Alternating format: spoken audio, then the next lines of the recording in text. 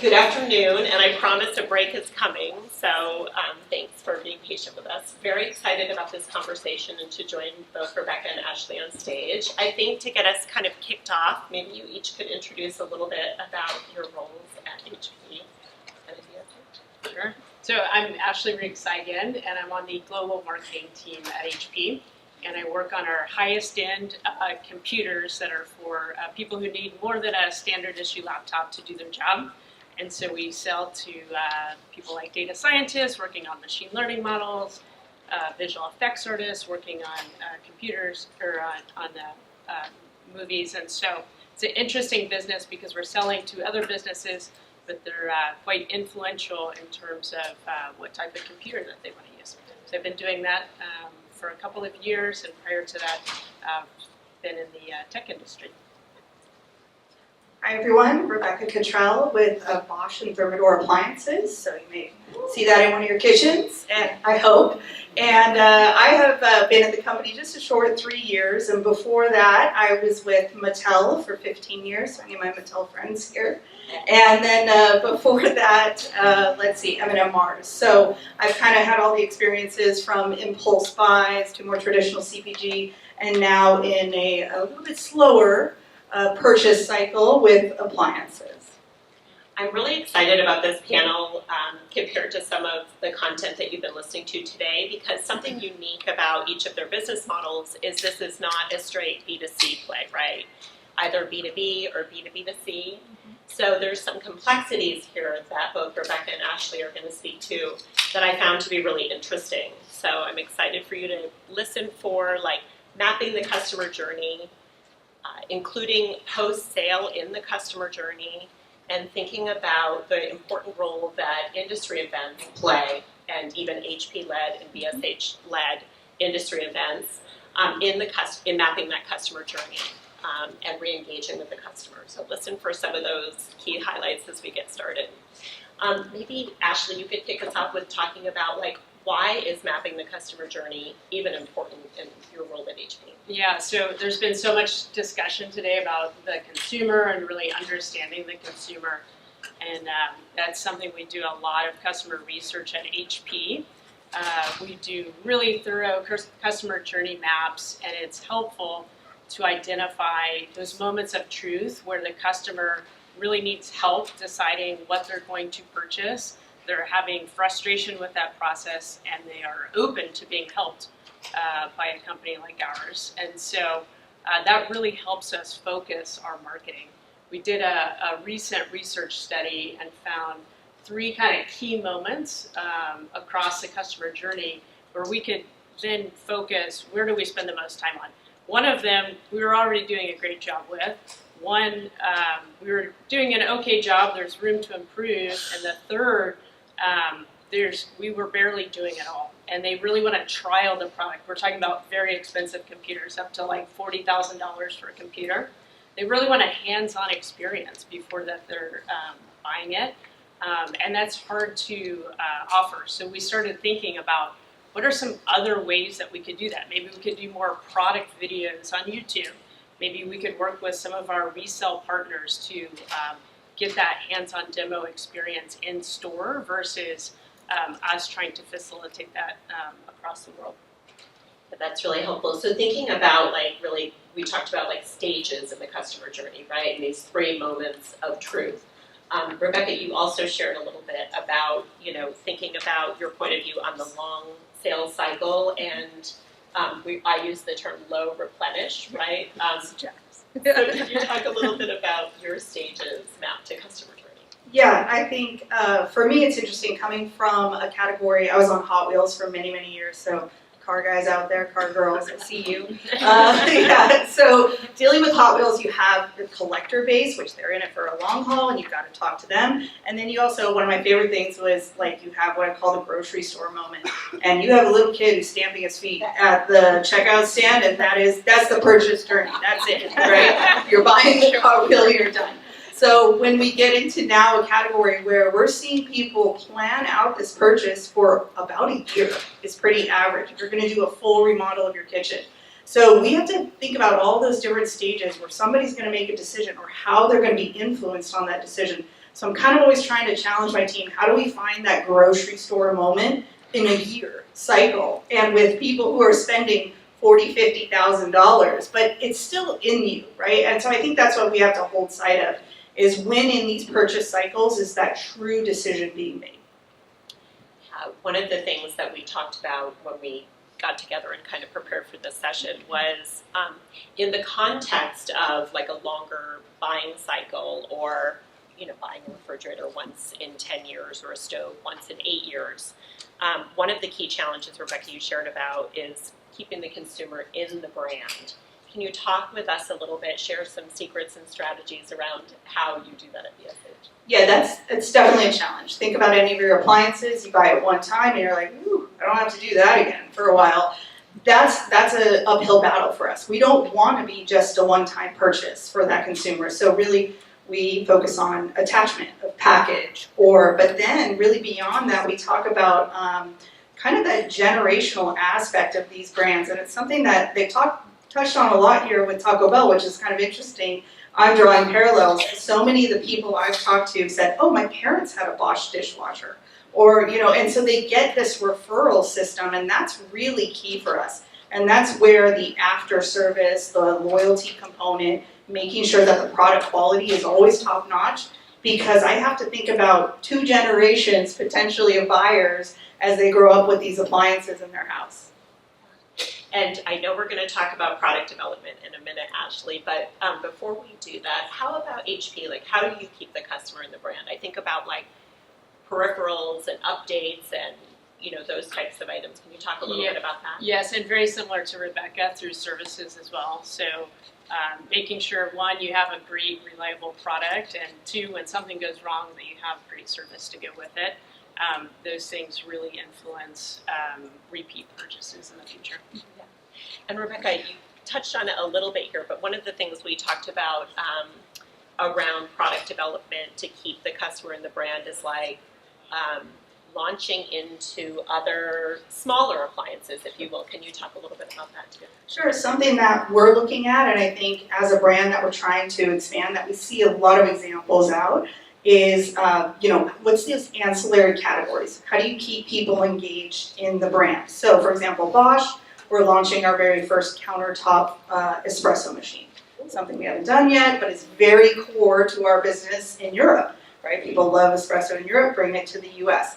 How do we expand that in Thermador? Is it cookware? Is it aprons? Is it, so there's plenty of areas we can go to around the kitchen, but again, it's keeping to the core and the authenticity of the brand. And because we are such high quality products, as you said with the service side, people expect a lot. The bar is set very high. So I think that's the challenge for us as we grow, is how do you keep people in the brand, but don't dilute the expansion too much. And then another topic that kind of evolved as we were discussing was something important, Ashley, that I think you brought up, which is about your language was like building strategy from the outside in. Yeah. So thinking about a product-driven strategy may seem like a no-brainer, right? But I think in the world of HP, when you think about the complexity of who your customer actually is, I'd love to hear more about that concept. Yeah, so I think like really starting with the core of building a great product before you worry about all of the other parts of the journey is so important and obvious on the outside, but maybe the way you're organized, that's not your part of the business to worry about, or those sorts of things. And I think we had an example at HP. It was a software service we have gaming PCs. And we were sending acquisitions and acquiring leads, and they were signing up, and they were creating accounts, and then they never came back again. And so we quickly realized there was something really core, to the core of the product that needed to be fixed before we spend any more time or money whatsoever on acquiring new people to sign up for it. And I think like really starting with that product experience, finding your most loyal advocate customers, and then kind of moving up in terms of other parts of the marketing funnel is really important. Yeah. And I imagine, Rebecca, you have a similar stories perhaps, and also maybe to mention your third kind of luxury brand, which is like a totally different, totally different thing. Yeah. So for product development for us, what's interesting is, yes, we do a ton of consumer insights, ton of consumer research, but our leading indicator is really what we kind of consider our in real life influencers, and those are primarily designers and architects. So these aren't end consumers, but these are people going to be specifying and recommending. And so you have to really get those gatekeepers on board for us, because we're talking big high ticket purchase, long lead time cycle. Our product development cycle is somewhere in the range of 5 to 7 years. So it's a very long time. So we have to be very forward thinking, and you kind of have to take those steps and guess a little bit. We don't always get the benefit of test and learn. So getting those gatekeepers on board with us is very, very important, and that's why we partner pretty directly with a lot of designers, architects, and those types of design influencers. And we do have an even higher end brand called Gaga now. For those of you who are looking to spend a lot of money on your kitchen, go ahead. But that's an interesting one too, is how do we balance out the needs for the highest end consumer on all of our brands throughout, because sometimes a lot of those factories and components are shared. So really, how do you define those differences, and how do you stay true to those differences? Awesome. Drilling in a little bit deeper to something you just mentioned, Rebecca, and Ashley, I know you have a similar but different kind of framework. I mean, your customers are actually very complex, and how you reach your customer is very unique. So Rebecca, in your case, sales happen usually via local sort of independent stores and distributors, right? So can you talk to us a little bit about that, and we'll pivot over to Ashley. Yeah, this was a big change for me, coming from the world of Walmarts and Targets, and then all of a sudden now I'm talking Joe's Appliance store, that's got one store. So this is a huge component of this industry still, is these independent dealers. And it's kind of exciting, because you're talking about people who've been in the industry 40, 50 years, who built this business up from the ground up, and they're so dedicated and so passionate. But it is a balance. How do we balance out growing with like a Home Depot or a Lowe's and not alienating all of these independent, 8,000 independent retailers across the country, to make sure that they're still on the journey with us? So that is certainly a challenge, and that's one of the challenges we talked a little earlier, this morning in our session about, well, do you guys sell direct? No, not at this moment. Not saying won't ever happen, but that is a big balancing act for us. How do we keep all these independent retailers happy and not just completely undercut their margin and sell it direct? But obviously that's the way of the future. So these are a lot of the spaces that we're kind of wrestling with internally. You both have like almost a layer, right? Because your end consumer may actually be one of us buying a refrigerator, but from a local distributor. Mm-hmm. And that distributor is really also your customer. Yes. And in the case of Ashley, we were talking a little bit more about your model. 80 or maybe more than 80% of your business is B2B or B2B2C. And you have two customers. You have your IT buyer, purchaser, and then you have the end user, I think is how you describe it. So tell us a little bit about that. Yeah, so I think what you're referencing, so 80% of our sales are through channel partners, so like a CDW, and then HP has a direct sales force as well. But it's very interesting from a customer journey standpoint. We look at both the IT department that we're selling to, the actual customer making the purchase, and the end user of the product in terms of how we are messaging to them. They have very different needs and things that they're looking for.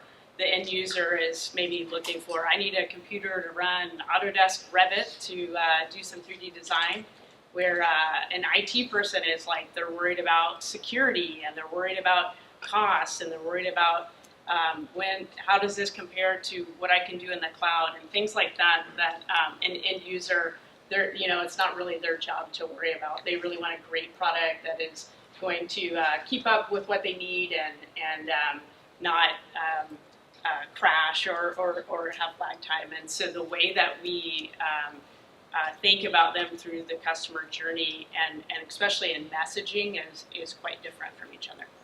And then even within that ecosystem, I think about when I started at iSpot more than 2 years ago, right, I had to let them know what size laptop I wanted, right? Most of us in here have more of that experience. But you also have these very special need. You mentioned a $40,000, right, computer. Yeah. Can you talk a little bit, because that is a very different customer. Yeah, so I think both the IT person and then the end user are influencing different parts of that. So the end user is typically starting with, I have this software program that I need to run, what kind of computer do I need to run it? They're looking up specs, that sort of thing. The IT person is typically, maybe if it's a big company, they have a relationship with HP already, and they are looking at kind of the full portfolio of products to kind of meet all of the employees' needs. And then Rebecca, you shared something I think unique when we were talking about how you have to manage that sort of customer that is the local distributor showroom. So you have literally a sales force, right, within that very disparate showroom community that you're having to think about things like education and commissioning and all of that. Can you tell us a little bit about So that? there's sort of two layers of marketing always in our world. We have obviously the end consumer user marketing, you know, that family who's deciding on their kitchen and they decide they like this one the best. But really for us, and it's actually three layers, because we have the salespeople that are in your independent dealers. If you guys walk into Pacific Sales, there's going to be somebody who's going to sell to you. That person needs to be educated. They need to be an advocate. So you got to get them on board. And now you have to also make them, it has to be competitive against all the other brands that they offer, because we still operate in a commission-based system. So now you're competing with them on money as well as their heart, right? They have to believe in this brand. And so that's always, like I said, the gatekeepers, the influencers in real life is so key to our brand longevity and how we get people on board, because these decisions are influenced so many times by so many touch points that this year-long journey really takes. It's a good segue into the stage of a customer sort of post-sale and how to navigate that. Rebecca, one thing you shared that I didn't even think about was around the local distributor, right? They also are often the ones providing service. Yeah. So talk about that.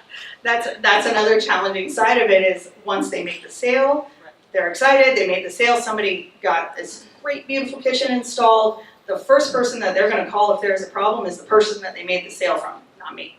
And so that creates a whole nother layer of problem, because now the dealer who's selling, they don't want to take the phone calls, they don't want to be in the line of fire, so their easiest inclination is sell the brand that has the least amount of problems, right? The least worry, the best customer service. So customer service becomes such a key element to us on these high touch, high expense purchases that people are expecting answers and they want them quickly, and the dealers don't want to deal with it. They need to be pushing product out. So that is also another big balancing act for us, is how much do we spend on that after purchase journey and the customer service, the loyalty impacts, versus kind of getting people in the door. So that big balance for us.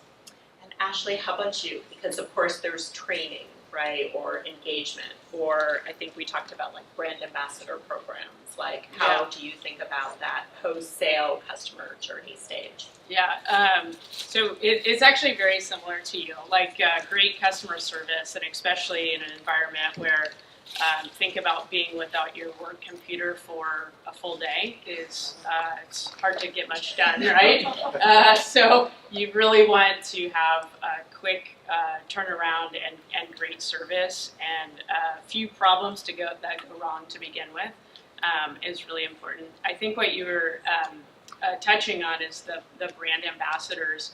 So one of the things that we've done in order to enter into new customer segments is to work with influential people within these kind of specialized job functions. So we work with about 25 data scientists around the world who are very influential in the data science community. I came from the consumer side, so I was a little surprised to find out there were influencers in a field like data science. but there certainly are. They don't have millions of Instagram followers, but they compete in competitions and share content on LinkedIn and Medium and platforms like that. And in exchange for free computers, we don't give them any other sort of monetary payment. They are really advocates on our behalf in very niche communities where they have a lot of influence. So it's been great to really build that advocacy kind of within the community just by giving them some better products to use than what they were using before. Awesome. And do you involve them also in the product development phases? We do, yeah. We work with them in a lot of different ways. So if we're coming out with new products, they're usually early testers. They're working with our product teams to provide feedback in addition to doing things like speaking at industry events on our behalf and really work with them in a variety of ways to get the customer's point of view before we kind of run into other customers. Rebecca, you also shared the STAR Partner Program and also the Diversity and Design Program. I don't want to mash those two things together. They're very different, but yeah, can you tell us a little bit about each of those? Yeah, quickly to touch on that. I mean, STAR Partner is exactly what I've been talking about. That is our key trusted core designers, interior designers, architects. We bring them in for product information, trend information, etc. But I think the program that's unique that I think we're all very proud of at Thermador is our Diversity and Design Program. And that's supporting either underserved or minority or just anyone who's trying to come up in the interior design world and maybe doesn't have the resources or the connections to do so. And so what we're trying to do is make that effort to age down our brand slightly. It's a difficult journey, but as we start to age down by getting these kind of beginning interior designers, we can offer a mentorship program, a scholarship program, and then as well as job placement activities where we can start to be a support to the industry that supports us so well. At the end of the day, how do you know whether what you do day to day or strategically quarter to quarter or year to year, whether it be industry events or what have you, how do you measure your success? Are there sort of measurable, quantifiable KPIs and metrics that you're each measuring? Is it more about sales or engagement? Sales is always a good metric. Yeah, so certainly a lot of KPIs along the journey. I think as marketers, it's so important to have a deep sense of curiosity and to have an iterative mindset. Whatever you're doing, some of it is probably working and some of it isn't. And I think that process of just continuing to look at the KPIs that are important to your business. I've talked to a lot of people from consumer brands today, very different customer journey. But whatever is important to your business, really look at those and continue to make improvements quarter over quarter, year over year. Yeah, I think for us the big challenge is kind of separating out the short-term KPIs versus the long-term and getting people to, at the senior level, to buy into that concept of there's a long-term KPI and it may not be so readily apparent. So, of course, sales is great. For us, lead generation through either our physical showrooms or online, interactions, everything from our CRM. But yeah, really for us also brand awareness. Obviously, we track all those traditional brand health metrics. But that long-term, I think, sentiment, brand sentiment, and then the net promoter scores, those are the things that we see in the future is what we're trying to do, that long-term build. And it's a slow build. And there's a lot of executives that, they don't want to wait. So I think that's probably our biggest challenge is showing that we may have immediate metrics, but the long-term is also just as important. Shifting just a little bit, when I was speaking with Rebecca one-on-one, she was talking about the importance in their strategy of employee advocacy in building a corporate culture that really fosters excitement and advocacy based in knowledge, etc. So can you talk to us a little bit about that? Yeah, I think this is something coming from an engaging and awesome company like Mattel, where they do a great job of making sure that everyone's got a toy to take home, right? Like you get a free toy, take a toy, I don't know, give them out at Halloween, whatever. So same thing at M&M Mars, everyone got a box of candy at Halloween. And I think there's something to that. Make your employees your best advocate, and that trickles down. So I expect all of my employees to engage with our brands, to want to own our brands. I make it as easy as possible for them to own our brands. I think that's the real key to it, is if you have people that work with you and work in your company that can be your number one advocate, that trickles down, in our case, to the salespeople, that trickles down to the independent dealers, and then eventually to the consumer. So I'm very passionate about building it from within, because ultimately my employees, our coworkers, are kind of our consumer base too. Ashley, anything that you would add? I'm putting you on the spot a little bit. Yeah, no worries. Yeah, we do employee advocacy as well. A lot of employee advocacy, like on social media, making it easy for people to promote the brand, but really, obviously, helping everyone try to own products, employee discounts, that sort of thing, in order to build brand advocates. We have, I think, 50,000 employees around the world, and so all of them, like, really loving the brand and using the products is super important. And then we also talked about challenges, and it's going to sound a little bit like redundant 4 years later to talk about COVID, but Rebecca, I mean, you were majorly hit supply chain. So could you talk to us a little bit about the last 4 years and how you're doing? I think COVID was good and bad for our industry. It was great because everyone stayed home and everyone was like, hey, let's remodel the kitchen, or let's buy an Airbnb, and everything's fun. So that was great. But on the bad side is, as soon as people spend a lot of money and they expect something to show up, and then it doesn't, and then it doesn't, and then it doesn't, and now we're talking months of delay, that because containers weren't available or parts weren't available, that's a hard thing to come back from. And that's something that's very visible. If you look at our social media, for the longest time, the only comments we got back were, well, but I didn't get my order's delayed, or, you know, and that's a tough balance. We had to decide for a while, do we just go dark on social media because we couldn't get out of the way of the supply chain problem. So that's something that we're still battling back from. All we can say is, you know, obviously in this case we said, just let the products be your guide, keep going. We're gonna come back, everything's gonna be in stock, everyone's gonna have the same great experience, and these sentiments will die down. But it was a very trying time for us. I think that negative sentiment really did force us to kind of rethink engagement in a lot of ways. Yeah, I'll just add to that. We had a very similar situation on the business I'm currently working on. At the time, I was on our consumer business, which was great because everyone needed a new Chromebook for their kids that were at home. And so that was, we were really having a hard time keeping up with supply on the consumer side. But on the B2B side, ran into a lot of the same supply issues I think a lot of us can relate to. And we lost accounts during that time. And so now they're going through that refresh cycle over the last year and kind of coming into this year. And so trying to win back some of those accounts. And once you lose an account, it can be quite difficult to do. So we definitely face some of those same challenges with supply during COVID.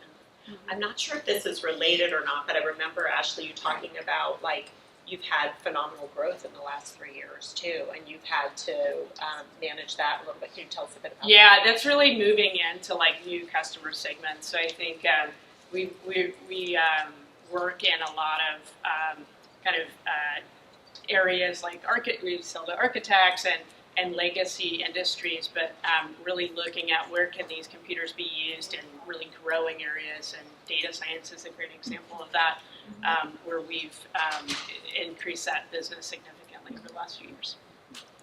I think we maybe have 30 seconds or a minute left. We didn't talk about AI, and a couple people on stage have. I'm not going to put you on the spot there, but where are you innovating? I think my favorite thing, and I gave some people a sneak peek this morning, we have a lot of cool features in our new refrigerator, so a little shout out. We have some cameras embedded where it will tell you, for example, you know, how long your fruits and vegetables have before they're going to expire. We're working on some things like biometric screening where my I'm always like, in the nicest possible way, your fridge might tell you, like, why don't you choose yogurt instead of ice cream today? So, like, we're working on some of that stuff, which is really fun, but it's tough, you know, it's a challenge, but we're trying to infuse it where we can. There was like some real-time feedback on Yeah, that. Nice. Yeah, and AI has brought a lot of opportunities. So a lot of software is using AI now, and so there's a whole new category. Microsoft has been very involved in kind of building the category around AI PCs, but more to come in that space for sure as kind of needs evolve around actually doing AI locally versus in the cloud. Well, thank you both so much. I learned a lot. I know we all did.